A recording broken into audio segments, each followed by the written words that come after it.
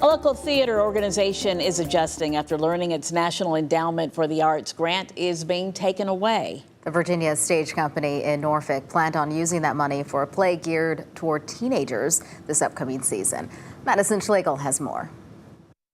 The Virginia Stage Company was told they won't be getting a $15,000 federal grant for the program. The federal grant helps fund the Virginia Stage Company's play Every Brilliant Thing. No, let's do this again. Maybe go back to the start. It's a traveling show meant to visit different high schools, teaching kids about the importance of mental health awareness. We got this grant for next year to bring the play to high schools and to provide support services for the high school students to have these very needed conversations. But in a recent release, the Virginia Stage Company managing director Jeff Ryder says that they were told the National Endowment for the Arts grant would be withdrawn because it doesn't meet, quote, new funding priorities by the Trump administration. Ryder says they're worried these cuts could lead to the NEA going away permanently. For the last 5 years, we've had a very cautious way of planning for the upcoming seasons.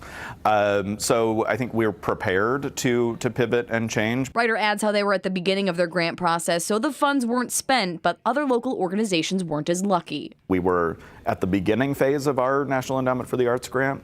The opera, very unfortunately, was at the end. And the way these grants work is you spend the money first and get reimbursed at the end of the project. So Virginia Opera had already spent funds that they now will not receive from the federal government. We've also reached out to the Virginia Opera. They were unable to speak today. In Norfolk, Madison Schlegel, 13 News Now.